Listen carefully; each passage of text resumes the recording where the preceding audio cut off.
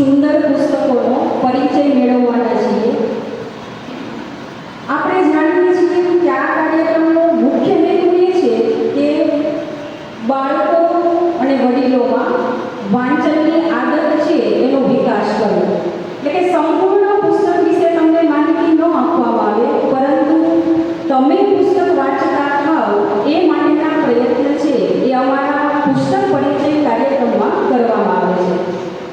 આજના સાહિત્યિક કાર્યક્રમમાં પધારેલા મુખ્ય વક્તા શ્રી ડૉક્ટર ઉર્વિશભાઈ વસાવડા, પ્રોફેસર હરેશભાઈ કાવાણી, મુક્તધારા ફાઉન્ડેશનના પ્રમુખ શ્રી એલવી જોશી સાહેબ, અમારા સમગ્ર કાર્યક્રમની ચિંતા કરનાર અને જ્યારે પણ કાર્યક્રમ હોય ત્યારે આ સ્થળ અમને પૂછ્યા વગર પણ આપનાર આ સ્કૂલના કેમ્પસ ડાયરેક્ટર અને આજના ઉદ્ઘોષક ડૉક્ટર માતકભાઈ ગુરોડી અને અહીં દેખાય છે અમુભાઈ ગઢવી, લગભગ દર વખતે અમારા કાર્યક્રમની અંદર તેઓ હાજરી આપે છે।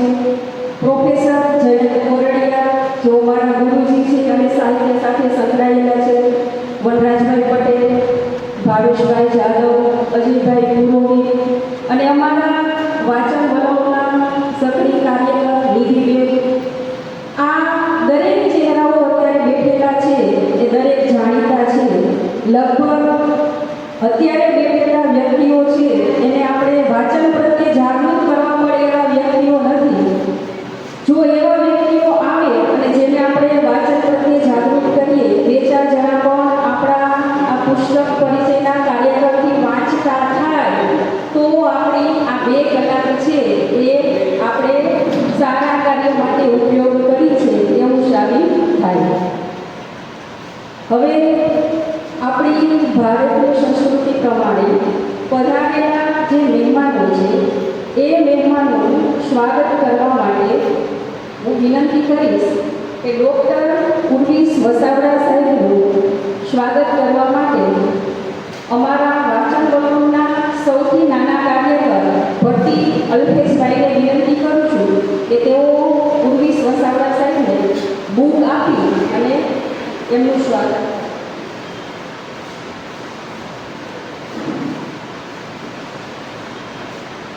આપણે આ ક્ષણને તાળીઓથી વધારીશું।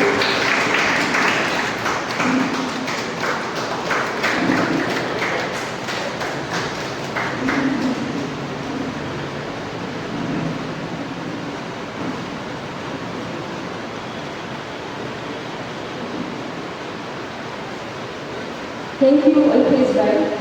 બીજા વક્તા છે પ્રોફેસર હરેશ કાવાણી। તેનું સ્વાગત કરવા માટે હું વિનંતી કરીશ મિતુલ આહિર અને રમેશ મહેતા કે જેઓ સ્ટેજ પર આવશે અને સાહેબનું સ્વાગત કરશે।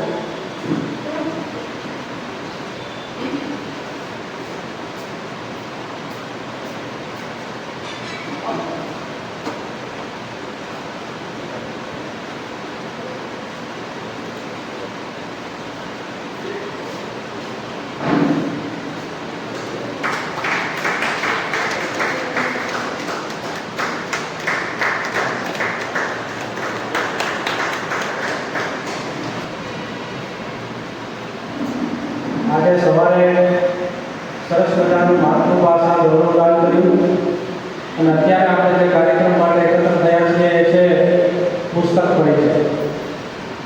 આજના પુસ્તક પરિચયની વિશેષતા એ છે કે આજના આ પુસ્તક પરિચયમાં 2 વક્તાઓ 2 પુસ્તકો વિશે એક સાથે સાંભળવા। આજ સુધી અગાઉના 9 વળગાની અંદર આપણે એક પુસ્તક વિશે આભાર ગુરુજી સાહેબ। હવે આપણે આપણા કાર્યક્રમને આગળ વધારીએ, જેની આપણે આતુરતાથી રાહ જોઈએ છીએ કે આજે આપણે કોઈ એક પુસ્તક વિશે જ્ઞાન મેળવવું છે તો આપણે પહેલું પુસ્તક છે એ લઈએ છીએ દેવો દાદર, કે જે દરિયાઈ નવલકથા છે। એના લેખક છે ચંદ્રશંકર અમૃતલાલ ગુજ અને એનું ઉપનામ છે સુકાની, કે તેઓ દરિયાઈ પટ્ટીને લઈ અને જ્વેલરી સાહિત્ય સર્જન કરેલું છે। એ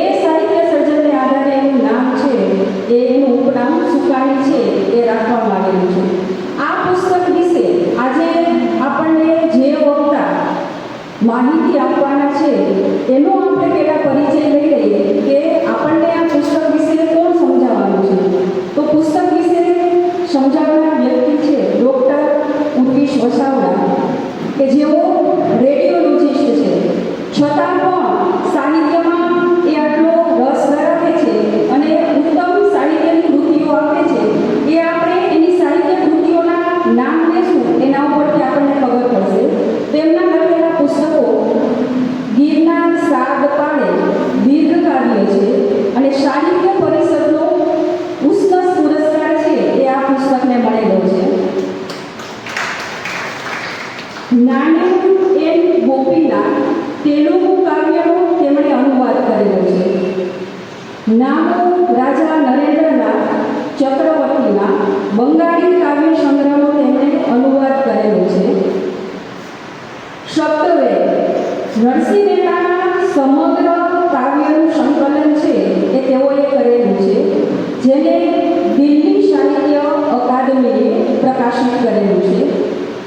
ગાંધીવાણી ગાંધીજીએ બોલેલા જે અવતરણો છે એનું સંકલન આ પુસ્તકની અંદર કરવામાં આવેલું છે. અને ત્યાર પછી એમને આમંત્રણ આપીશ કે જે આપણને દેવોધાગર દરિયાઈ નવલકથા વિશે આપણને સમજાવશે. અને 45 મિનિટનો ઉર્વિશભાઈ તમને સમય આપું છું. 45 મિનિટમાં તમારે તમારી કૃતિ અમારી સમક્ષ પ્રગટ કરવાની છે. તમારા માટે ઉર્વિશભાઈ, 70ના દ્વારે પણ અડગ ગિરનાર સમ તમારું સર્જનશીલ મન. 70ના દ્વારે પણ અડગ ગિરનાર સમ તમારું સર્જનશીલ મન. કવિતાના કણકણમાં ઝળકે, કવિતાના કણકણમાં ઝળકે, અક્ષર રૂપે અમર થાય, અક્ષર રૂપે અમર થાય. ગિરીશ વસાવડા સાહેબ. અને સન્મુખ બેઠેલા સુજ્ઞાજનો કેટલાક કહેવાઓ જોઈએ એટલે ઉભા રહીને પરીક્ષા આપતા રહીએ એવી રીતે થાય. એવા સગુણ શ્રોતાઓ જ્યારે સામે છે ત્યારે જે પુસ્તક વિશે વાત કરવાની, દેવોધાગર, આ પુસ્તકનું નામ પણ બહુ ઓછા લોકોને ખ્યાલ હશે અને એના લેખક ચંદ્રશેખર સુકાની એની વિશે પણ એટલી બધી માહિતી કદાચ નહીં હોય, પણ બીજી તો ખબર નથી. પણ જ્યારે મારી વાત પૂરી કરીશ ત્યારે અહીંયા બેઠેલા બધાને થશે કે આપણી પાસે આવો એક ખજાનો છે જેનાથી આપણે થોડા ગયા. આ પુસ્તક સાગર કથા એક ફરિયાદ એવી છે કે ગુજરાત પાસે બહુ લાંબો સાગર કાંઠો છે અને વર્ષોથી આપણા સાગર ખેડૂઓ ક્યાંય દૂર પશ્ચિમ પૂર્વ સુધી જાય છે, છતાં ગુજરાતીની અંદર સાગર કથાઓ બહુ ઓછી લખાય. આમ સાધારણ રીતે ગુજરાતીમાં સાગર કથાની વાત આવે તો લોકોને મોટે ભાગે ગુણવંતરાય આચાર્યની દરિયાલાલ કે સટ્ટબારનો ખ્યાલ આવે. આપણે ત્યાં આમ જો તો જે જૂજ લેખકો સુકાની છે, ગુણવંતરાય છે, વનુ પાંડીએ સાગર કથાઓ લખી છે, અત્યારે હસમુખ કપૂરજી લખે છે. અને એક યોગાનુલોક ગણો ગુણવંતરાય આચાર્યનો જન્મ જેતલસરમાં, પણ એનું કર્મક્ષેત્ર કચ્છ.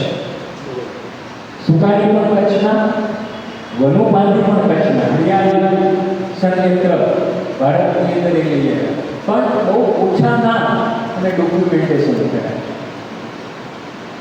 આમ જુઓ તો આપણી સાગર કથા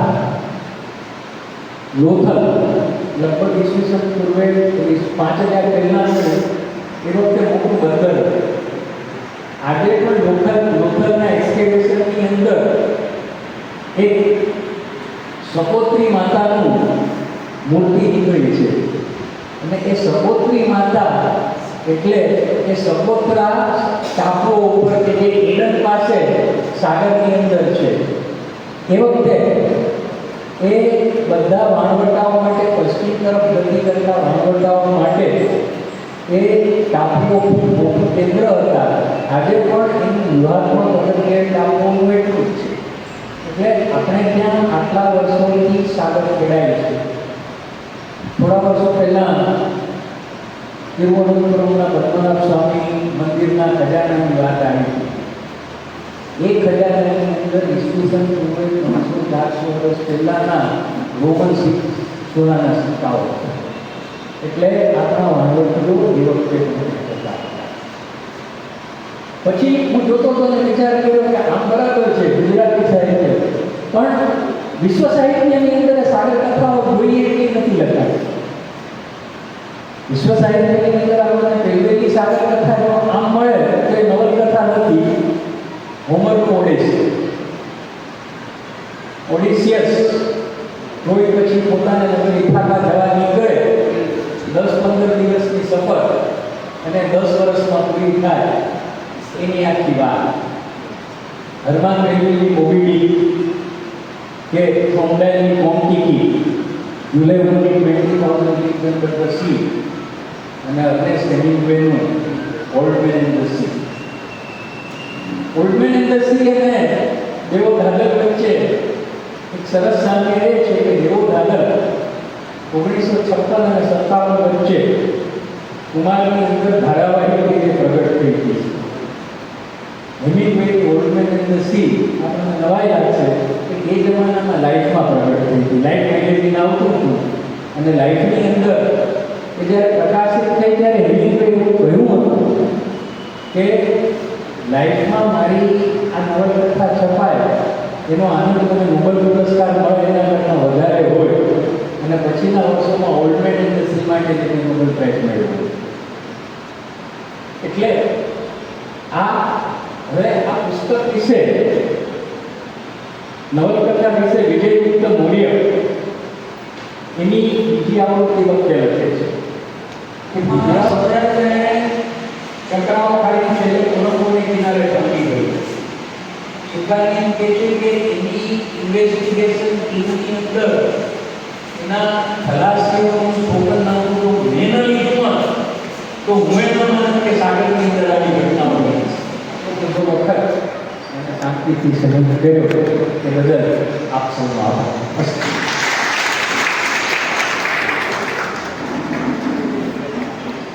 સોરી સાહેબ, સમયના અભાવે મારે તમને કહેવું પડ્યું. બાકી તમે અમને સરસ દરિયાઈ સફરની અંદર લઈ ગયા. એક નવી નવલકથા અને નવા લેખક વિશે અમને સારી માહિતી કે હવે પછી આ સુકાની છે એની જે બીજી નવલકથાઓ છે, સાહસ કથાઓ છે દરિયાની, એ વાંચવા પણ વાચક વર્ગ છે એ પ્રેરાશે કે જ્યાં દરિયા કાંઠાના જીવનની સાહસિક વાર્તાઓ, એના આધારે એની સ્થાનિક સંસ્કૃતિ અને અલગ અલગ ભાષાનું લેખકનું જ્ઞાન વસાવડા સાહેબે આપણે પીરસ્યું છે, અને એના આધારે આપણે આ લેખક તરફ, એની જુદી જુદી નવલકથાઓ તરફ આકર્ષાશું અને એનું વાંચન કરશું. આ પુસ્તક મીડિયા પ્રકાશનનું છે અને જૂનાગઢમાં મીડિયા પ્રકાશન પ્રવૃત્તિમાં પ્રાપ્ય છે. જો કોઈને રસ હોય તો એકવાર લઈને વાંચજો તો થશે કે અહીંયા આવ્યા ગયા. મીડિયા પ્રકાશનના માલિક પણ આપણી વચ્ચે છે. એ પણ એક વાત કહી દઉં કે પુસ્તક મેળવવું હોય તો આપણા જૂનાગઢની અંદર જ મીડિયા પબ્લિકેશન છે, ત્યાંથી આ પુસ્તક છે એ આપણે મેળવી શકીશું. બીજા વક્તાને આમંત્રણ આપું એ પહેલાં એક નાનકડું પુસ્તકનું વિમોચન છે એ આપણે કરવા જઈ રહ્યા છીએ.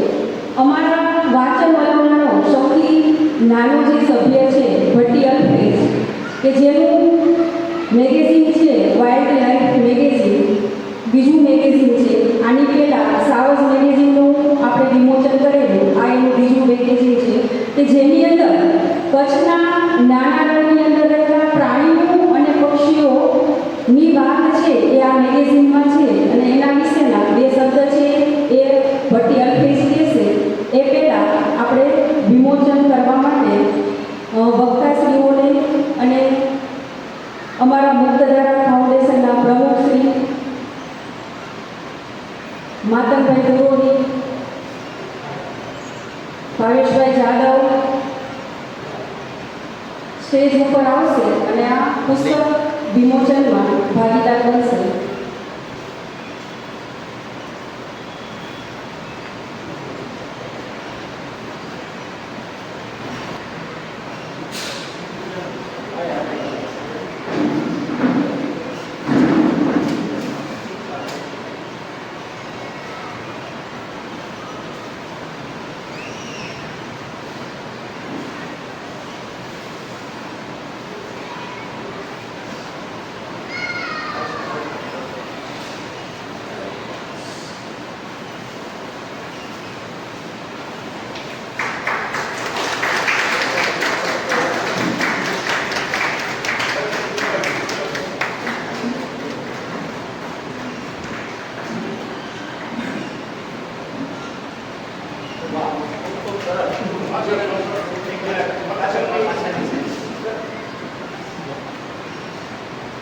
ખૂબ ખૂબ અભિનંદન અલ્પેશ. હજુ પણ જીવનમાં આગળ વધો એવી અભ્યર્થના.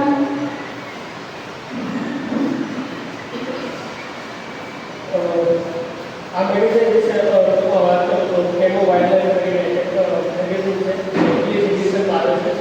આ મેગેઝિનના સંપાદક છે વિજય કરોડ, અને આ મેગેઝિનનો મેન એ છે કે જે યુવા વાઇલ્ડલાઇફ કન્ઝર્વેશનિસ્ટ છે, વાઇલ્ડલાઇફ ફોટોગ્રાફર છે, અને તો તેમાં રહેલું જે આર્ટ છે એને એક સારું પ્લેટફોર્મ પૂરું પાડે છે.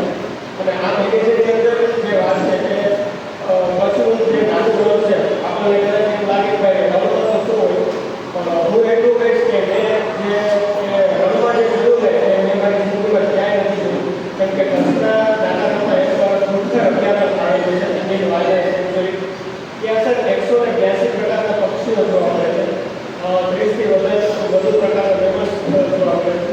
અને ત્યાં ઘણા બધા આ બુકમાં રેર બર્ડ્સના પણ એવા ફોટોગ્રાફ છે જે એક વર્ષ પાછળ 3-4 કલાક રાહ જોવી પડતી હોય છે ખાલી એક ક્લિક માટે. અને આ મેગેઝિનમાં એ અભયારણ્યની તમામ માહિતી આપેલી છે.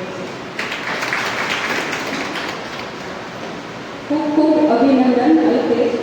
હવે આપણે આપણું જે બીજું પુસ્તક છે મોહક વાર્તા સંગ્રહ છે, એના લેખક છે રામ મોહન.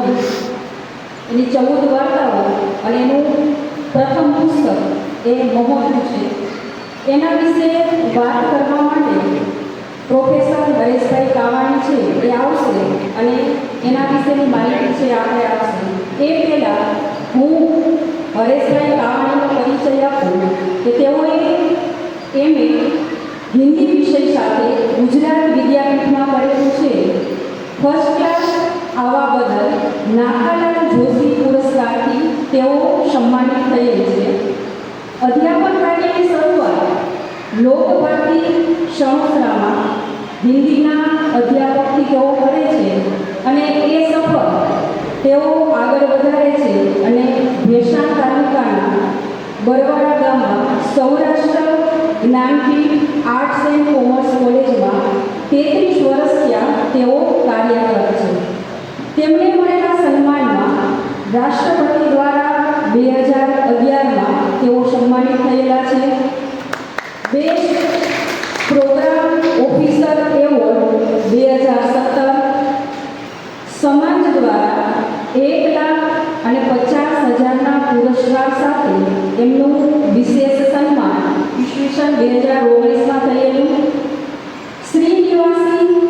શ્રી વનવાસી કલ્યાણ પરિષદ જૂનાગઢના તેઓ મંત્રી છે અને તેઓ વક્તા અને એન્કર રૂપે ખ્યાતનામ છે. લગભગ અમારા તાલુકાના કોઈ પણ કાર્યક્રમ હોય તો વક્તા તરીકે અને એન્કર તરીકે મેં કાવાણી સાહેબને સાંભળેલા છે.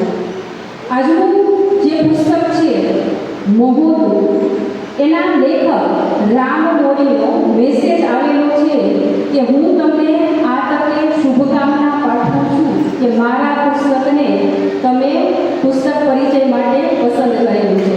એટલે અડધી કલાક પહેલાં રામ મોરીનો મેસેજ છે એ આપણે મળેલો છે. બાકી રામને તો આપણે બધા 2025-26માં સત્યભામા નવલકથા, બારીમાં આખું આકાશ નવલકથા, લગભગ એનાથી આપણે બધા પરિચિત છીએ. હવે વધુ પરિચય છે એ કાવાણી સાહેબને કહો એ આપે. સાહેબ તમે 40 મિનિટની અંદર તમારું વક્તવ્ય છે એ પૂર્ણ કરશો. આજે મારા સાથે પ્રથમ વક્તા સાહિત્ય ક્ષેત્ર જેનું એક ઉજળું નામ છે એવા આદરણીય ડૉક્ટર પૂર્વેશ વસાવા સર, જેમના કારણે અહીંયા મને ઉપસ્થિત થવાનો અવસર મળ્યો છે. એવા મુક્તધારા ફાઉન્ડેશનના અધ્યક્ષ આદરણીય જોશી સાહેબ, જુનાગઢ જેમને હજુ બહુ ઓળખ્યું નથી પણ જેમની ઓળખ બહુ જરૂરી છે એવા આદરણીય ભાવેશભાઈ યાદવ, જેમણે 1800 પાનાનો એક દળદાર ગ્રંથ સનાતન સંસ્કૃતિ પર લખ્યો છે અને બહુ અદ્ભુત કામ કર્યું છે. જેમનો પરિચય બધાને હોય એવા આદરણીય અનુદાનભાઈ અત્રે અહીંયા ઉપસ્થિત છે. મારા પ્રિન્સિપલ ડૉક્ટર આરજી ભુવા સાહેબ અહીંયા ઉપસ્થિત છે, જેમણે સાહિત્ય જગતને પોષ્યું છે, પાળ્યું છે અને સંવર્ધિત કરવાનું કામ વર્ષોથી કર્યું છે. એવા ગુજરાતભાઈ પણ અહીંયા ઉપસ્થિત છે. ભાઈ કવિ જયંતજી, મારા પરિચિત રમેશ મહેતાજી, માતાજીભાઈ જે આ સંસ્થાનું બહુ સરસ સંચાલન કરે છે, જેનું હમણાં જ નાનું એવું મેગેઝિન પ્રકાશિત થયું એવો યુવાન અને આપતો હર્ષભાઈ હમણાં કહ્યું એમ રામનવમીનો સંદેશો આવ્યો, સ્વાભાવિક રીતે પ્રસન્નતા થાય. પણ એ રામનવમી લગભગ અહીંયા ઉપસ્થિત છે એટલા માટે અજાણ્યા નથી. એમનું વાર્તા સંગ્રહ નહોતું, એ માત્ર વાર્તાઓ નથી, એ ગુજરાતી સાહિત્યની અંદર સૌરાષ્ટ્રનો સામાજિક ઐતિહાસિક દસ્તાવેજ છે.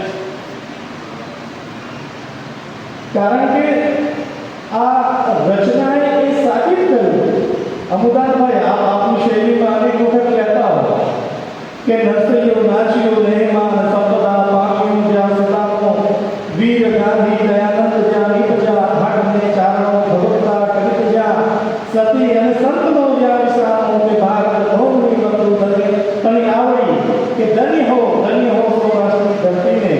એ જ ધન્ય આ સૌરાષ્ટ્રની ધરતીનું એક બીજું સામાજિક પાસું એ રામ મંદિર ખોલી આપ્યું છે. એટલે હવે એના ઉપર ગણના કરવાની શરૂઆત કરવી પડશે, પણ એના ઉપર ગણના થાય પહેલા એ રામ મંદિરને થોડો તમારી વચ્ચે હું મૂકી દઉં.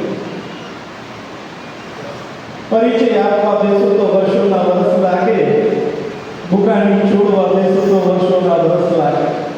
એ રામનવમીનો પરિચય હું બે મિનિટમાં આપી દઉં અને તમે બરાબર સ્વીકારી લો એ વાતમાં પણ કંઈ માલ નથી, પણ છતાંય મારે રામનવમીને તમારી સામે મૂકવો છે. 2 ફેબ્રુઆરી 1993 મોટા સુરકા સિંહોર તાલુકાના એક ગામમાં એનો જન્મ થયો. પાલિતાણા પાસે લાખાવડ નામનું એક નાનું એવું ચકલીના માળાનું ગામ. મૂળે એ એમનું વતન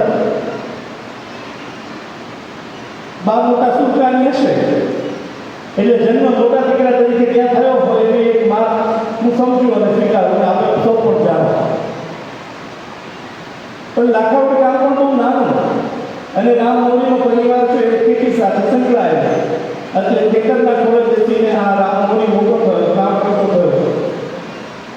એમના દાદા, એમની બા અને એમની દાદીમાં પાસેથી ધર્મગ્રંથોનું જ્ઞાન મેળવ્યું, પણ જીવંત પરિચય એમને ખેતરના ખોળામાં થયો એ સ્વાભાવિક છે. 2016માં એમનું પ્રથમ પુસ્તક મહોતું વાર્તા સંગ્રહ પ્રકાશિત, અને પ્રકાશિત થવાની સાથે જ ગુજરાતી સાહિત્યની અંદર આ યુવા અને તેજસ્વી રચનાકારે જાણે ખળભળાટ મચાવી દીધો અને એનો પડઘો છે 13 સુધી પડ્યો. અને 2018માં એમને સાહિત્ય અકાદમી દિલ્હી દ્વારા યુવા પુરસ્કાર પ્રાપ્ત થયો. 2016માં પુસ્તક પ્રકાશિત થયું અને 2016માં જ ગુજરાતી સાહિત્ય અકાદમી દ્વારા એમને ફોંકવામાં આવ્યા. 2016માં પહેલું પુસ્તક પ્રકટ થયું ત્યારથી લઈને 2026 ચાલે છે. આ દરમિયાન લગભગ જેટલા વર્ષ ગયા ને એ તમામ વર્ષોમાં એક પુરસ્કાર, એક સન્માન, એક એવોર્ડ એ રામનવમીને પ્રાપ્ત થયો છે.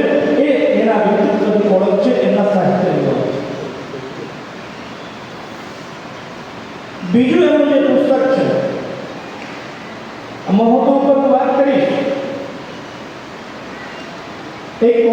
સ્ટોરી, હુંફાળા સંબંધોની વાતો લઘુ વાર્તા રૂપે એમાં પ્રકાશિત થઈ. એ પછી તો એમણે લખવાનું જાણે કે સતત ગતિમાં મૂક્યું. કંકુના સૂરજ આજ્ઞા એમની નવલકથા, પછી હમણાં જે વાત કરી સત્યભામા એમની બીજી નવલકથા ઉભરાવતો આવી. પણ મૂળે રામ મોરી એ કંઈક અલગ માટીનો માણસ છે. સર્જનની પ્રક્રિયા સતત એની અંદર ભયા કરે અને એટલા માટે રામ મોરીએ માત્ર લખ્યું નથી, લખવાની સાથે સાથે ક્યાંક અલગ દુનિયાને પણ તોફવાનું કામ એણે કર્યું. અને એટલે જ રામ મોરીના પહેલા પુસ્તકની પહેલી વાર્તા મોહક વાર્તા ઉપરથી એમને એક સરસ મજાની ફિલ્મ બનાવી. મોહક મેં જોઈ છે, આપ જોજો, અને આમાં ઘણા લોકોએ જોયે. 25 મિનિટની આ વાર્તા છે, પણ સૌરાષ્ટ્ર જેને આપણે પાણીદાર કહીએ છીએ એનું પાણી ક્યાં છે એ એમાં દેખાય છે. કાંગસરીના પેલા કહુંગામાં જય જગતમાં મારી દેવીને, એમાં સૌરાષ્ટ્રની ભાતીગળ સંસ્કૃતિ ક્યાંક આપણી પાસે પૂરી થાય છે. અને એવો રચનાકાર એમની બીજી એક ફિલ્મ આવી, 21 ટીવી. આ વાર્તા બહુ ચર્ચાય અને રાષ્ટ્રીય સ્તરે આ ફિલ્મ પણ ખૂબ ચર્ચાય. મેં વાંચ્યું, પણ તમારું મન આંદોલિત થઈ જાય. મનમાં છેક તળિયેથી લઈ અને ટોચ સુધી જણજણાટી જતી રહે એવું સરસ મજાનું આ પુસ્તક. અને એની પેલી વાર્તા 21 ટીવી એના ઉપર પણ ખૂબ સરસ મજાની ફિલ્મ બની. એ પછી મિન્ટુની બિટ્ટુ, મારા પપ્પા, સુપર હીરો, અને છેલ્લે કસુંબો એ ઐતિહાસિક પૃષ્ઠભૂમિ પર તૈયાર થયેલી આ વાર્તા પણ રાષ્ટ્રીય સ્તરે ચર્ચામાં આવી, વખણાય છે. આ જોવા જેવી ફિલ્મો છે જે ખાસ કરીને આપણે સૌ સાહિત્ય જગત સાથે જોડાયેલા છે એમને આ વાર્તાઓ ગમશે. પણ રામ મોરી કંઈ અહીંયા શું અટકે, અને એટલે દિવ્ય ભાસ્કરની અંદર એનો ટંકો થાય મુકામ વાર્તા. એની કથા લેખક તરીકે વિચાર થઈ. પછી તો મુંબઈ સમાચારમાં પણ ધ કન્ફેશન બોક્સ નામની એની કથા લેખક. અને પછી ફૂલછાપની અંદર જે આપણું પોતીકું અખબાર કહી શકાય એ ફૂલછાપમાં લખ્યું જિંદગી. આવી એક સરસ મજાની વાર્તા, એક વાત એ લઈને આવે. અને આ ત્રણેય કથા લખી એ દરમિયાન એમણે બહોળો ચાહક વર્ગ ઊભો કર્યો, બહોળો વાચક વર્ગ પણ ઊભો કર્યો. આ એના વ્યક્તિત્વની, એના લેખનની એક વિશેષતાઓ. જે કવિ, જે સાહિત્યકાર પોતાના સાંપ્રત સમયને પ્રભાવિત ન કરી શકે તો એની કવિતાનું કે એના સાહિત્યનું મૂલ્ય કયું? અને એટલા માટે રામ મોરી છે હંમેશા પ્રસ્તુત રહેવાના એક યુવા અને તેજસ્વી લેખક તરીકે. એમનો અભ્યાસ ફેબ્રિકેશન એન્જિનિયરિંગ, પણ દિશા તો સાવ બદલાય અને વર્તમાનમાં અમદાવાદની અંદર નવજીવન ટ્રસ્ટમાં મીડિયા અને માસ કોમ્યુનિકેશન વિભાગની અંદર જબરજસ્ત રીતે કામ કરી રહ્યા છે. એમના સંવાદો આપ સાંભળતા હશો. એમણે એક બીજું બહુ મજાનું જે કામ કર્યું, Saint Xavier's College, Gujarat university અને ગુજરાત વિદ્યાપીઠ જેવી સંસ્થાઓની અંદર પ્રોફેસર ઓફ પ્રેક્ટિસ રૂપે યુવાનોને વાર્તા લખવાની કળા શીખવી, વાર્તા કહેવાની કળા શીખવી અને સાથે સાથે ક્રિએટિવ રાઇટિંગ કેમ કરી શકાય એ દિશામાં એને લઈ જવાનું કામ. કવિ લખાય, લેખક લખાય, પણ કોઈને લખતા કરો એ નવો અધ્યાય છે, નવી વાત છે. એટલે રામ મોદી એ કરી રહ્યા. પરંતુ અમદાવાદ સાબરમતી સેન્ટ્રલ જેલના કેદીઓને સાહિત્ય બનાવવાનું કામ રામ મોદી કરે. એક એવી અદભુત ઘટના, એક શિક્ષિત જેને દરેક જગ્યાએ અલગ સ્થાન મળે છે એવો એક લેખક એ જેલના કેદીઓને સાહિત્ય શીખે. આ રામ મોદીના વ્યક્તિત્વની જે અલગતા છે, એના પાસામાં જે કંઈક અલગ ભાવ છે, અલગપણું છે, એ અલગપણું છે ને સાહેબ એ અહીંયા એ ઢોકાય છે. અનેક સન્માન મળ્યા. મેં કહ્યું સાહિત્ય અકાદમી દિલ્હીનો યુવા પુરસ્કાર, ગુજરાતી સાહિત્ય અકાદમી ગાંધીનગરનો પુરસ્કાર, ભાષા પરિષદ કલકત્તા એનો ભારતીય ભાષા પરિષદ કલકત્તા એનો યુવા પુરસ્કાર, ગીતા નાયક ગદ્ય પુરસ્કાર, આપણા ગુજરાતી સાહિત્યના ખૂબ મરમી વાર્તાકાર નાનાભાઈ જેવલિયા સાહિત્ય પુરસ્કાર અને એવા અનેક પુરસ્કારોની વણઝાર વચ્ચેથી રામ મોદી પસાર થતા એમના સર્જન સાહિત્ય તરફની યાત્રાને શરૂ કરી અને ખૂબ આગળ વધી. આ રામ મોદીની 14 વાર્તાઓનું પુસ્તક એટલે મોહ. મેલું, દાજેલું, ફાટેલું, ડાટાડૂબીવાળું અને સાવ ચિત્રેહા. આ મહોતું શું કેમ? કારણ કે પ્રતિકોની જ્યારે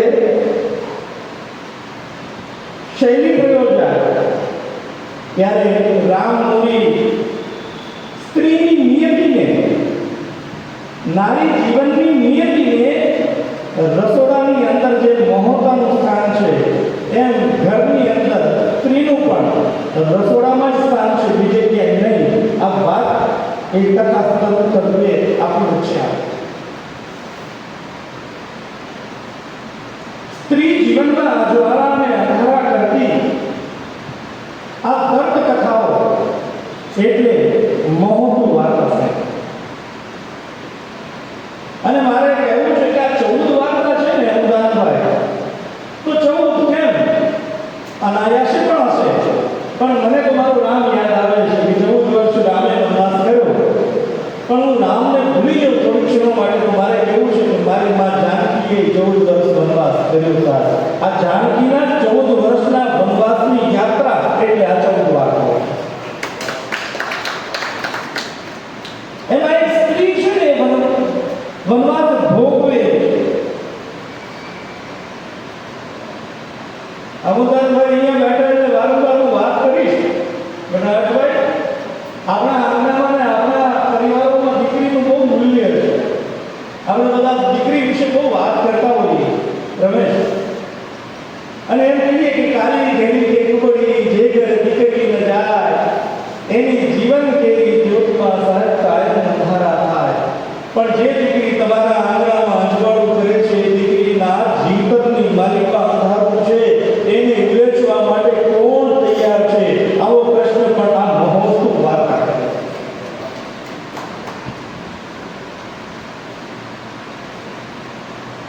સમયની મર્યાદાઓની વચ્ચે મારે ચાલવાનું છે અને એટલે હું એની શરૂઆત આપણી વાર્તાના વિવિધ પાત્રો સાથે જોડતો જઈશ અને કરતો જઈશ. આ વાર્તાના કુલ મળીને 4-5 પાત્રો છે. એમાંનું એક પાત્ર એટલે બા, જેના ઉપર વીતે છે. બાની તે દીકરીઓ એટલે હર્ષુડી, હર્ષા અને ભાવના, ભાવડી. આ ભાવડી અને હર્ષુડી એની 2 દીકરીઓ.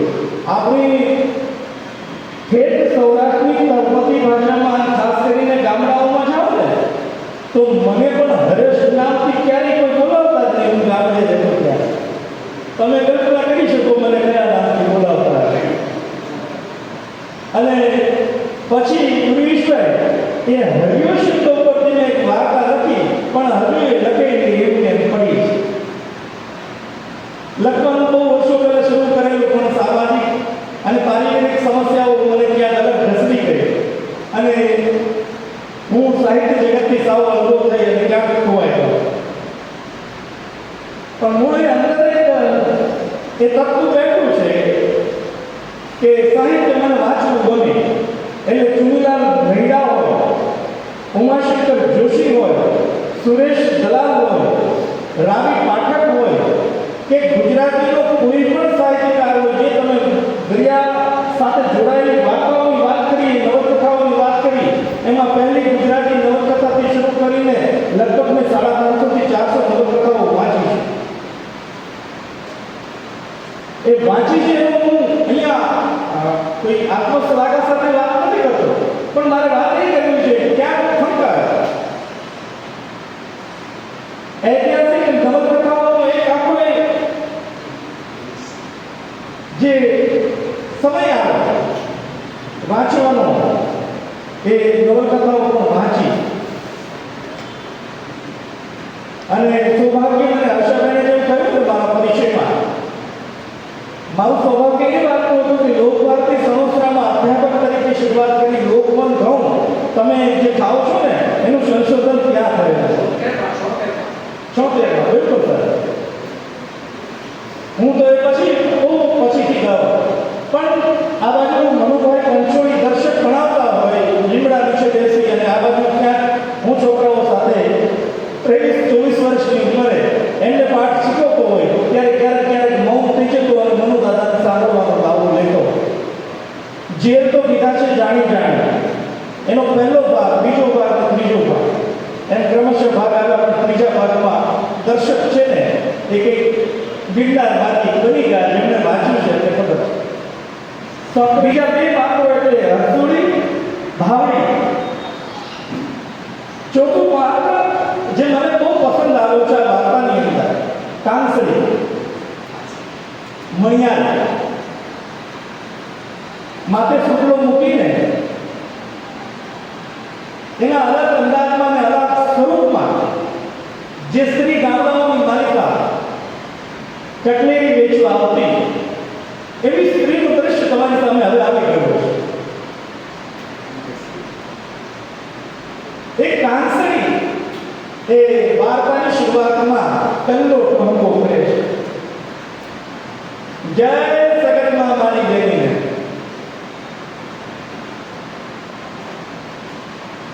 અને ત્યાંથી વાર્તા મંડાય છે. વાર્તા એક વચન સાક્ષી ભાવે રજૂ થઈ છે. એટલે પેલી 12-14 વર્ષની દીકરી હરસુડી એ આખી વાર્તા કરે છે. તમે જો રામ ક્યાં વિશેષ છે, રામ ક્યાં અલગ છે, એને બીજા કોઈને ન લીધા. બાને ન કહ્યું કે તું વાર્તા કર, બા વાર્તા કરે ગમે, પણ બાને ન કહ્યું તું વાર્તા કરે. એને કોને કહ્યું? એક 14-15 વર્ષની દીકરીને કહ્યું કે તું હવે તારા ઘરની વાર્તામાં. અને એને પ્રત્યક્ષ જોયેલી એ વાર્તા આપણી વચ્ચે હતી. અને એટલે કહું છું કે અદ્ભુત વાર્તા છે. સ્ત્રી જીવનની અંદર જે સમસ્યાઓ, જે પ્રતાડનાઓ, ખાસ કરીને સૌરાષ્ટ્રના આ દેહાણ વિસ્તારમાં થઈ, એ કંઈક તમને મને દુઃખી કરી જાય, પીડિત કરી જાય. અને એવું પણ નથી કે માત્ર ગામડાઓમાં જ આવું બધું છે, શહેરોની અંદર પણ છે. ગઈકાલે ગુજરાત સમાચારની અંદર મેં રિપોર્ટ વાંચ્યો, બરાબર, યોગાનું યોગ ગઈકાલે રિપોર્ટ આવ્યો. 178 જેટલી સ્ત્રીઓએ ગુજરાતમાં છેલ્લા 1 વર્ષની અંદર એ આ પુરુષ પ્રધાન સમાજની અંદર ક્યાંક ને ક્યાંક અવહેલનાના કારણે, ક્યાંક પ્રતાડિત થયાના કારણે, ક્યાંક દુઃખી થયાના કારણે, ક્યાંક એનું મનોજગત થાકી ગયું એના કારણે આત્મહત્યા. એક કીડી મરે તો તમે દુઃખી થનારો આ સમાજ અને આ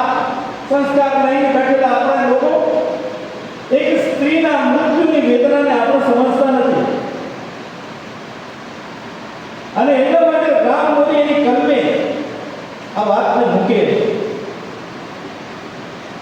અને આ વાર્તાનું એક બીજું મહત્વનું પાત્ર એટલે બાપુ.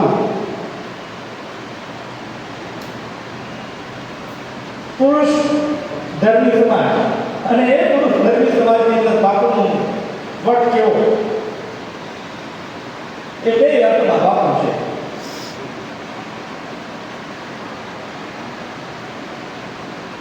પણ એ સૌરાષ્ટ્રના આ ગ્રામીણ વિસ્તારમાં વસવાટ કરતી સ્ત્રીઓની હાલાકી, શારીરિક અને માનસિક તેમની સાથે થતો દુર્વ્યવહાર અને એ પ્રતાડનાઓને પ્રકાશિત કરવાનું કામ એ રામ મોરીએ કર્યું. રામ મોરીના પ્રતીકો પણ અદ્ભુત છે. ટીપક્યું એવો એક શબ્દ વપરાય.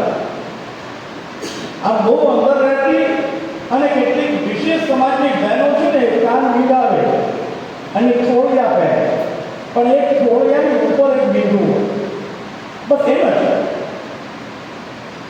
અને પછી બા હરસુડીને એમ કે એ આ અસ્તરીનો અવતાર જ એના માટે ગાડીઓ સાંભળવાની અને આંખી કાઢી નાખી.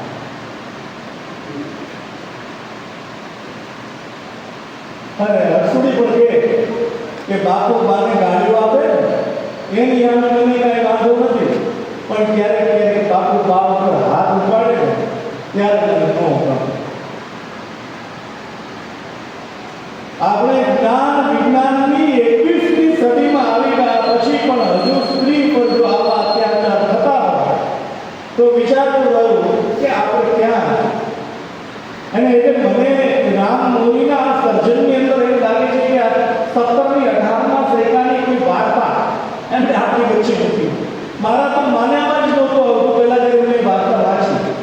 પછી થોડો જીવ આપણો અલગ હોય એટલે સ્વાભાવિક રીતે ભાવનગર તરફ જે મિત્રો હતા ને એની સાથે ફોનમાં વાતો કરી, એની સાથે સંવાદ કર્યા ડૉક્ટર સાહેબ, અને પૂછ્યું કે ક્યાંક તમારે ત્યાં આવું ખરું? તો કે આવું નહીં, ઘરે ઘરે આવો. તમે વિચાર કરો કે 21મી સદીની અંદર પણ જ્યાં આપણે મંગળ સુધી પહોંચવાની વાત કરીએ છીએ ત્યાં પતિ અને પત્ની વચ્ચેના સંબંધોમાં પણ કેટલી ભયાવહતા છે એનો આ ચિતાર એ અહીંયા આપે.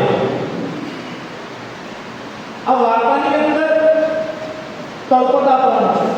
ઠેઠ ગ્રામીણ ક્ષેત્રની વાતો એમાં ભણીએ અને એટલા માટે પેલા શબ્દો ભાષાની અંદર ટીપક્યું, કળશ્યો, અસપરી, ચકામા, સબડકા, રકેબી, કંકો, બંડીકો, કડક, ઓઈલીપા આ શબ્દો વપરાય છે.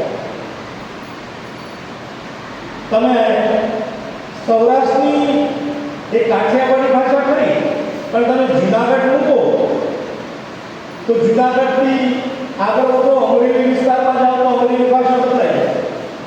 બાવણું, બાયણું, શેરડી, સેવડી આ શબ્દો ત્યાં બદલાતા. તમે જુઓ બૂન, બિન, બોન, છોડી. આ છોડી શબ્દ છે ને એ ભલે આપણે સૌરાષ્ટ્રમાં કહેતા હોય પણ એ બોલે તો અમરેલી પંથકની અંદર જ ખાસ કરીને વપરાતો શબ્દ છે. અને ભાવનગર બાજુ અહીંયા જે વાત થઈ એમાં ક્યાંક ક્યાંક એકાદો ઉલ્લેખ જે થયો બિન, તો એ શબ્દના ઉચ્ચારણનો પણ બહુ ભેદ હોય છે આખા સૌરાષ્ટ્રની આ વાતોમાં. અને એ ભેદની સાથે આપણે સૌએ આ પ્રગતિ શૈલીમાં લખાયેલી ઠેઠ ગ્રામીણ ભાષામાં કહેવાયેલી વાર્તાને તમારા સુધી પહોંચાડવાનો પ્રયત્ન કર્યો.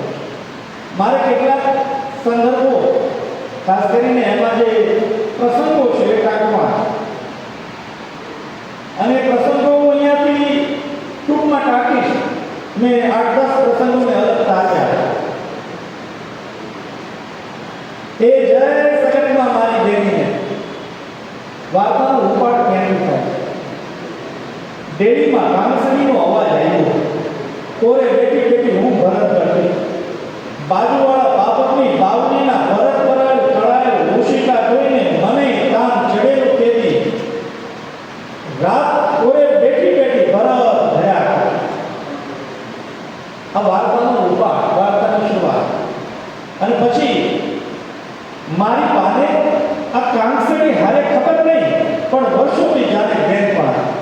આમ તો અમારે ડેલીમાં બહાર નીકળવાનું બહુ બનતું નહોતું. એમાં વાતું વળતી તો કોની હારે કરવી? પહેલા તો એક મજાના તીરમાં તપેલા ભરીને લુગડા લઈને નદીએ જાતા ને શિખર માટે લુગડાની હારેવાર કેટલી વાતો પથરાય. લુગડાએ નીચોવાય ને કેટલી ફરિયાદો નીચોવાય. પોતાના ધણીને કાંઈ નો કોઈ હતી બાયું એના વરના સોનાને કે ભૂષણ પેન્ટને બમણા જોડથી ઢોકાવતી હોય એવું જોઈએ. ને સાબુના ધોળાથી જેવો બાયુના હોકાર હશે બાપા. અસ્તરી અવતાર ભાંડી મોટી લાખની આવા હોકારામાં તો ભલભલીના ઘરના કજિયાનો કદડો નીકળી જાય.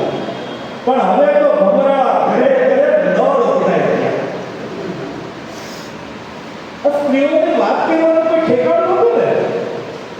એ નદી કાંઠે લુગડા ધોવા જાય, કપડા ધોવા જાય ને ત્યારે બાયું એકબીજાના મનની વેદનાઓને ધ્યાન ખાવી. પણ બધા નળ આવે ને ઘરમાં ત્યારથી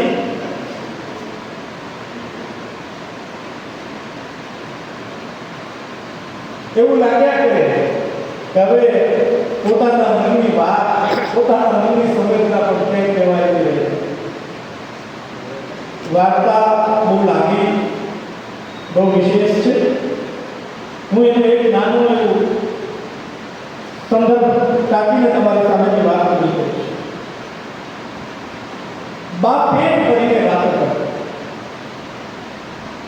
બાપુને આ બધું મોહ ગમે. મૂળે અમારી ડેલીને વાત કરતા આખો હોય વસતા છે ને એ વહવાયા તે બાપુની ઈ જ નો ભૂકે. ને ઘણી વાર કીધા કરે કે આવા ને આવા મહોતા હારે વળી શું સંબંધ રાખવા? આવા ને આવા મહોતા હારેથી વળી શું સંબંધ રાખવા? એની હારે તો વાટકી વ્યવહારે ન હોય. અને ઈ ટાણાથી બાનું બોલવાનું ને દાંત કાઢવાનું બંધ. જ્યારથી ભાવડી પાછી એની મોટી આ બધા વેદ ભાવડી કોરે ઢગલો થઈ પડી ગયો ને છાતી ફાટ જાય એવી રોયેલી. હું તો કોરે બેઠી બેઠી નિશાળે જવા 2 ચોટલા ખૂટતી હતી અને 12 રોટલા ટીકતી હતી. એની કાળી રાટનો આજે કાનમાં ટીકટ્યું પાકેલા ભૂંડામાં ભરાણું કોઈ દુખે. ઓય મારી ડે મને મારી નાખશે રોજડી ના. મને મારી નાખશે રોજડી ના. પરસેવે રેજે ભાવડી કોરે બેવડ બની ગઈ. એનો આખો વાહો લાલ ચોળ ને એમાં લાલ લાલ ચકામાં ઉપસી આવે. બાના ગળામાં 2 હાથ પરોવી એ લગભગ બેસું જીવિત થઈ ગઈ. અને એનું છેલ્લું વિધાન છે ને ત્યાં લઈ જાઓ તમે. એની મર્યાદાઓ છે એટલા માટે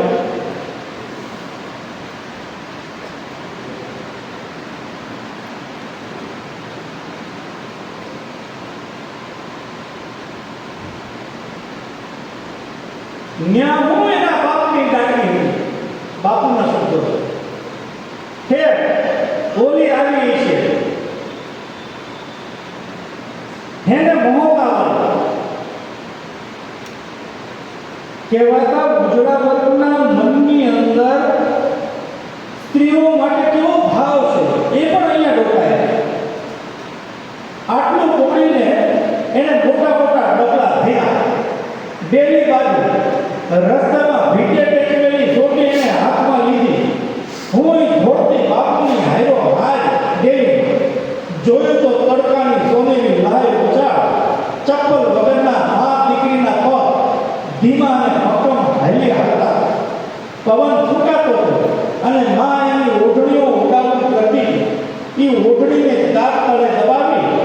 માં દીકરી શેરી ઉતરતી. દીકરીના ઉઠાડા ખંભા પર માનો હાથ ઢકાયેલો હતો. આ બાજુ ડેલીમાં બા ક્યાંય સુધી માં દીકરીને આમ જોતા રહી ગયા. પવન બાના માથે ઓઢેલા લેરિયામાં ભરાણા. લેરી, હવે જોજો તમે, પવન બાના માથે ઓઢેલા લેરિયામાં ભરાણો અને લેરિયાનો છેડો ઉડાવતો કરતો તો મને બાપુને બે ઘડી કહેવાનું મન થયું કે બાપુ મહોદો મારી બાએ ઓઢું છે. લેરીઓ કરીને ઓલી મા દીકરી તો ક્યારની નીકળી. આ વાર્તાનો અંત છે અને એ વાર્તાના અને મારી વાતના અંત તરફ આવું તો મારે એટલું જ કહેવું છે કે 1949માં વેણુભાઈ પુરોહિતે કવિતા લખી, કોક તો જાગે. મને અહીંયા કવિતા કાઢવાનું મન થાય છે કે બાપ દાદાની બાંધેલી ડેરી હોય, એક પડીબંધ હવેલી હોય, ગામની ચંદ્યા ગંદરે મેલી એ લીમડા એટલે ઢોળિયા ડાળી હવ ઉડાવવા એમકા લાગે કે આપણામાંથી કોક તો જાગે, કોક તો જાગે, જેથી કરીને મહોત્સવ વાર્તા પાછી આપણા જગતમાં ન આવે. અને નારી વિમર્શ ઉપર બહુ કામ કરનારી એક સ્ત્રી હિન્દીની અંદર કવિયત્રી કમલા હસીન આ આઝાદીને લગભગ 75 વર્ષના અમૃત મહોત્સવને આપણે ઉજવી રહ્યા છે અને તોય હજુ ક્યાંક મહોત્સવ છે. એટલે મારે કમલા હસીનના પેલા શેરને યાદ કરવો છે. गर देश में बेटियां बेआबरू नासाद है, गर देश में बेटियां बेआबरू नासाद है तो कहिए क्या देश आजाद है? वंदन, नमस्कार.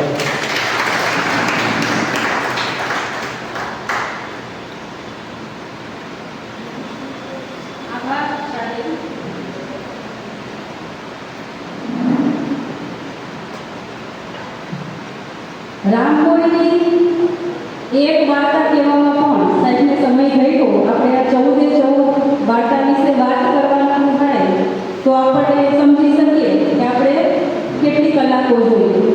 હજી સાહેબને સમય ઓછો પડ્યો છે એનું દુઃખ છે અને સાંભળવાવાળાને પણ સમયનું ભાન નથી રહ્યું કે આટલું મોડું થઈ ગયું છે. છતાં પણ એક ચીતે આ મહોત્સવ વાર્તા સંગ્રહ છે એમાં બધા ખોવાયેલા છે. તાંગશ્રીનું પાત્ર છે એ સૌથી અદ્ભુત પાત્ર છે, ખુમારી ભરેલું પાત્ર છે કે દરેક સ્ત્રીઓને શીખવી જાય છે કે સ્ત્રીની મદદ બીજું કોઈ ન કરે તો કંઈ નહીં, પણ તમે સ્ત્રી થઈને એની મદદ કરો. ભાવડીના પિતા છે એ ભાવડીને સાસરે હસુડીને સાસરેથી લઈ આવવા માટે માનતા નથી, પરંતુ આ તાંગશ્રી છે એ બાને કહે છે કે આ મારી દીકરી છે, સાસરેથી ગઈ અને એક જ ઝાટકે એને તેડીને લઈ આવી છું. સાસરિયાવાળા એને દુઃખ આપે છે, મારી હારે રહેશે, હું કમાઉં છું એમ એ પણ કમાશે અને એના પેટનો રોટલો છે એ પૂરો કરશે. એટલે આ કુમારી છે એ આ પાત્રની અંદર રહેલી છે. એટલા માટે આ કાગશ્રી દ્વારા સ્ત્રીની જે સ્થિતિ છે એ સ્થિતિને ઉપર લઈ આવવા માટે જો એક સ્ત્રી જ આગળ થશે તો જ એ શક્ય બનશે. બાકી બધી વાતો છે એ થયા રહેશે અને એક આશ્વાસનનું પાત્ર છે એ સ્ત્રી બનતી રહેશે. આજના બંને વક્તાઓ સરસ મજાની માહિતી આપણને આપેલી. આ બંને પુસ્તકો દ્વારા આપણે સાહિત્યની એક સુંદર સફળ અનુભવ કર્યો. આશા છે કે આ કૃતિ આપ સૌને વાંચવા માટે પ્રેરણા પૂરી પાડશે. આજે જ સવારે અમારી આયોજન સમિતિમાં જોશી સાહેબ છે એ ચિંતા વ્યક્ત કરતા હતા કે જૂનાગઢની જનતા માટે માતૃભાષા ગૌરવગાન અંતર્ગત સવારે કાર્યશાળાનું આયોજન કરેલું.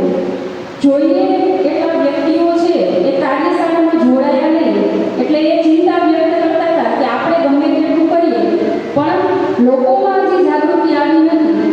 એ જોતા રમેશ પારેખનું એક વાક્ય છે યાદ આવે છે કે ટપાલની જેમ તમે ઘેર ઘેર પહોંચો, ટપાલની જેમ તમે ઘેર ઘેર પહોંચો પણ સમસ્યા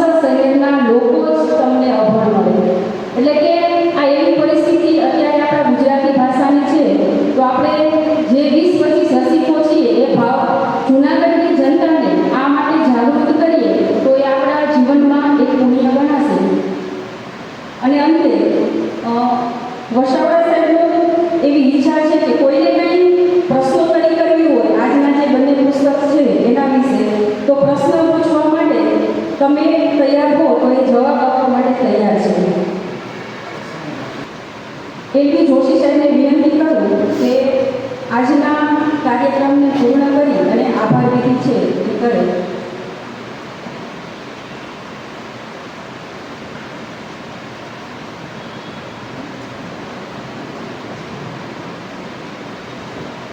નમસ્કાર.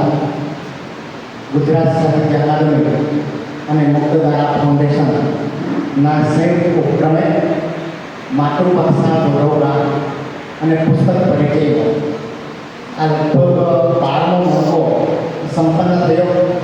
વિશેષ આનંદ અને ગૌરવની વાત સર્જાઈ છે કે તમે બંને મહાનુભાવો મારા ગુજરાત સાહિત્ય અકાદમીના સહયોગથી પ્રથમ અમારો આ ઉપક્રમ છે અને તમે એમાં સહભાગી થયા છો.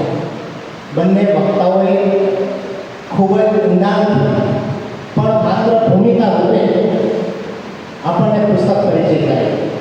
આપણે એના પર એટલું તો લાગે કે આ પુસ્તક પરિચય ખૂબ અધૂરો છે અને હવે આ પુસ્તકો વાંચવું જ પડશે. અધૂરો લાગ્યું ને આ બંને એ ખૂબ સારું છે. વસાવડા સાહેબ અને હરેશ બંને ખૂબ ઊંડાણપૂર્વક અભ્યાસ અને અનુભવને આધારે ખૂબ સારી રજૂઆત કરી અને આપણા માટે હૃદયસ્પર્શી આ વાત બની ગઈ છે. મારે 2 વાત આજે કરવી છે તમને. બંને મહાનુભાવોનો ખૂબ ખૂબ આભાર માનું છું. અહીં ઉપસ્થિત તમામને વંદન અભિનંદન.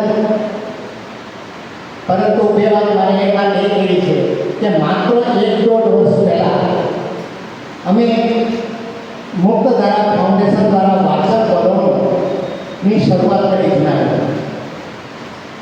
અમને એવી કલ્પના પણ નહોતી કે અમે ધીમે ધીમે કરતાં આ કક્ષાએ પહોંચીશું. એટલે લોકો ગમે એટલા હોય પણ આવા વક્તાઓને અમે જ્યારે જાણ કરીએ તરત હા પાડશે એવી અમને કલ્પના નથી. અમારી પાસે એવી એક યાદી બની ગઈ છે કે અમે કદાચ 1 વર્ષ સુધી આવા પુસ્તક પરિચયના વક્તાઓ અહીંયા આવી શકે એવી અમારી પાસે અત્યારે યાદી આવી છે. એનો ખૂબ ખૂબ આનંદ છે. એટલા માટે કે આ માત્ર જૂનાગઢ પૂરતું નથી. જૂનાગઢથી આની સુવાસ છેક ગાંધીનગર સુધી પહોંચી છે. ગાંધીનગરના અધિકારીઓને પણ ખબર છે કે વાંચન કરવાનું જૂનાગઢમાં સંસ્થા એક એવું કાર્યરત છે. આ સંસ્થા કે જેના સભ્યો જે 7 સભ્યો છે, આયોજન સમિતિના જે સભ્યો છે એ બધા નિસ્વાર્થ ભાવે કામ કરી રહ્યા છે. એમની પાસે પણ સમય નથી. દરેક સભ્ય કોઈને કોઈ કાર્યમાં જોડાયેલા છે પણ દરેક એ પોતે પોતાની રીતે સંવિધાન યોગદાન આપે છે. અને આના પરિપાક રૂપે 1 અઠવાડિયા પહેલાં ગાંધીનગરથી ગુજરાત રાજ્ય સરકાર તરફથી અમને એક કાયદેસર રીતે મુક્તધારા ફાઉન્ડેશનને વાચન વલણોને માન્યતા મળી. અમને એક જે યક્ષ પ્રશ્ન હતો કે જે અહીંયા ગ્રંથપાલ અમારે રાખવા પડે આ વ્યવસ્થાના ભાગરૂપે બીજા જે કંઈ ખર્ચ થાય તો કેમ કરે છે, પરંતુ એનો વિકલ્પ અમને મળી રહ્યો છે. એટલે પંડ્યા સાહેબને અહીંયા બેન બને છે એમનો પણ અમને ખૂબ માર્ગદર્શન મળ્યું છે ને હજુ મળશે. અને એને કારણે અમને આ મંજૂરી મળી ગઈ છે કે હવે અમારા માટે એ પણ ઘણું કામ સરળ બનશે. આ કાર્યક્રમ પણ આપણે ગુજરાત સાહિત્ય અકાદમી દ્વારા થયો છે એટલે મારે સર્વપ્રથમ તો ભાગ્ય ઝા સરનો મારે આભાર માનવો જોઈએ. ઉપરાંત જયેન્દ્રસિંહ જાદવ સર એમનો પણ હું આ તકે ખૂબ ખૂબ આભાર માનું છું. અને પરમ શ્રદ્ધેય પૂજ્ય મુક્તાનંદ બાપુને વંદન કરું છું, કારણ કે એમના માર્ગદર્શન અને એમની પ્રેરણાથી આવા કાર્યક્રમો અમે કરી શકીએ છીએ. અહીંયા જે કોઈ આવ્યા છે એને મારી એટલી વિનંતી છે કે આપણું એક વાચન વલણનું ગ્રુપ છે, એમાં 500 સભ્ય છે. 525 છે. 525માંથી હું એની કહું ને કે એમાંથી કેટલા સભ્યો હશે અહીંયા આવ્યા હશે તો 10 થી 12 છે. એટલે માત્ર વોટ્સએપ કે ગ્રુપ ચાલે છે એ સાવ બિનજરૂરી ઘણી વખત લાગે છે. મને આજે સવારે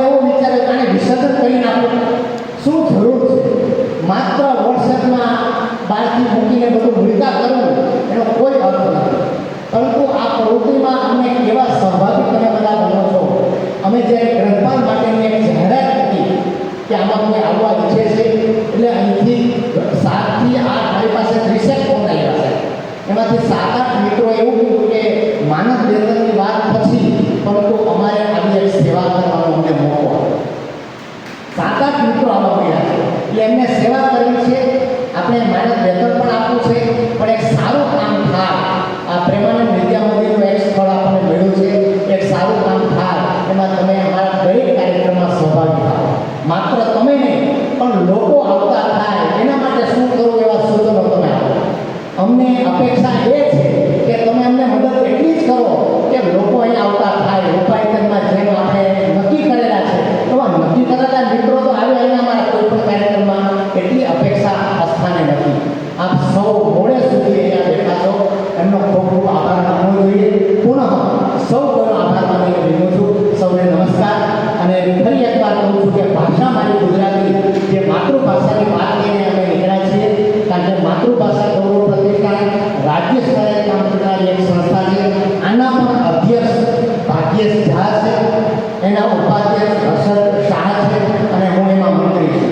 એટલે આનું લવાજમ આપ સૌ અત્યારે અનુકૂળતા ન હોય તો પછી વોટ્સએપ ગ્રુપમાં પણ તમે મને જાણ કરશો તો આ પુસ્તક, આ મેગેઝિન 150 રૂપિયામાં તમને 4 સામયિકો એ ઘર બેઠા મળશે.